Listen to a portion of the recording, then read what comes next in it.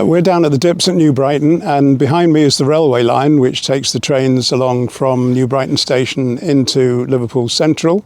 It's the Wirral Line, and you may see a train going past here from time to time, but we've got a special feature for you now on the Class 507. 507-001. It was the first ever train on Merseyrail of that class. It was the one that the Queen travelled in, and it's the one that's been doing a farewell tour. It spent the whole day with enthusiasts on board who'd all paid about £35 or £40 to be on it. It was fully booked from day one, so didn't get a chance to go on that.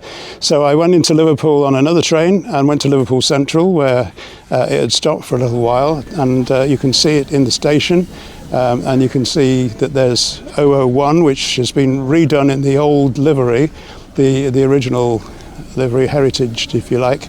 And then 003, which is coupled to the back of it, is in the more recent livery that the trains have been going round on. It's 001 that's going to be preserved and has been bought for £1. After that, I followed it along to Kirkdale. It did a sort of shunt round the sidings.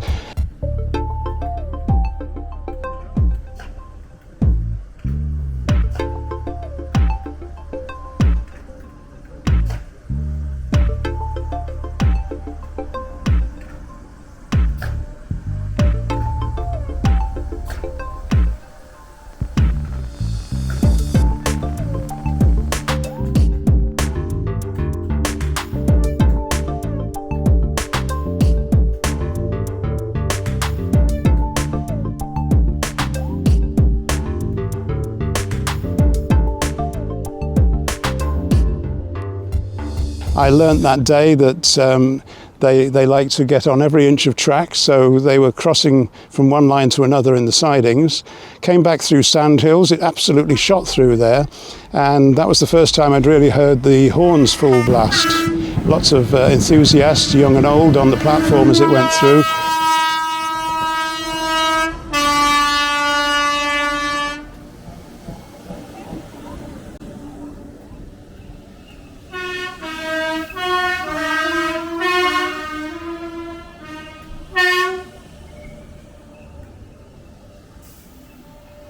When they got to New Brighton, which they did after passing through Birkenhead North and other places, New Brighton, they were having a lunch break, and the enthusiasts were making a queue to get in the cab and have a look around the cab and blow the horn. So people in this area who live nearby just kept hearing train horns for about an hour, hour and a half, because the enthusiasts were in there doing their bit.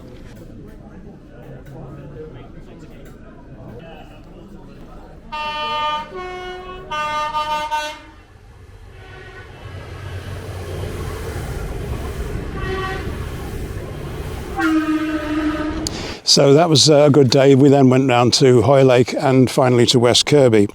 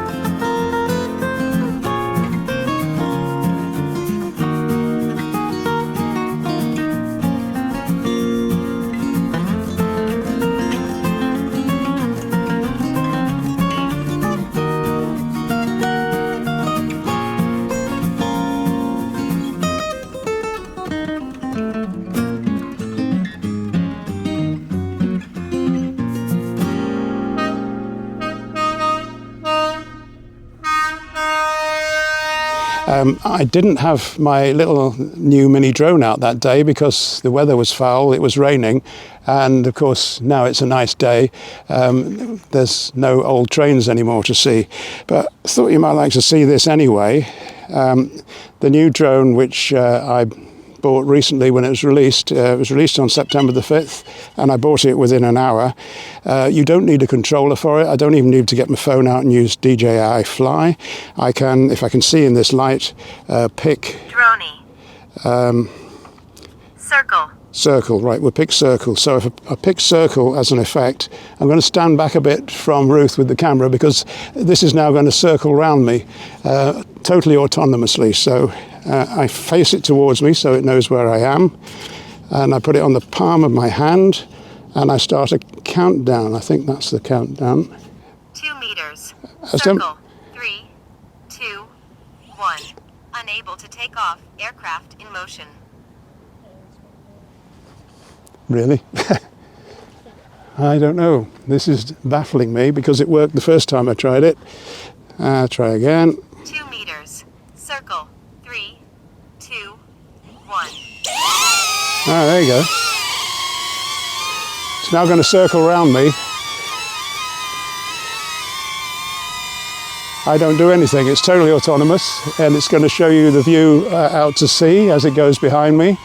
And then it's going to show you the grass bank, which is over there. And you may even see Ruth in the shot if the camera's pointing the right way. She's filming me on the little pocket 2 over there. Okay, so now it's finished. It's hovering, trying to in the wind, and I want it to land. There we go. That was the demonstration eventually.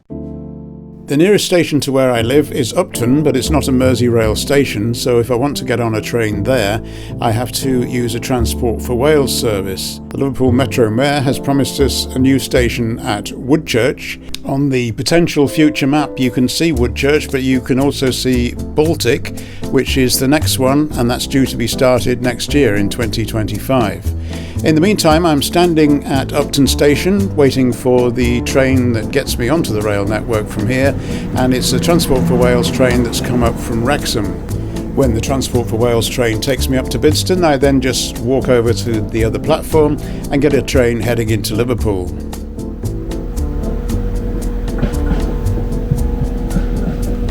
The only way we can know what Liverpool Baltic Station will look like so far is to look at the computer modelling done by the architects. This really does give you a good virtual tour of the new station. As I say, they're not breaking ground on this until next year, and it's expected to be completed within a couple of years. It's being built on the site of an older station that hasn't been running since, I believe, early in the 20th century. It's the old St James station. It's a semi-underground site, and the new Baltic station will therefore involve going down escalators to the track level, and it'll be on the Northern Line and positioned between Liverpool Central and Brunswick Dock.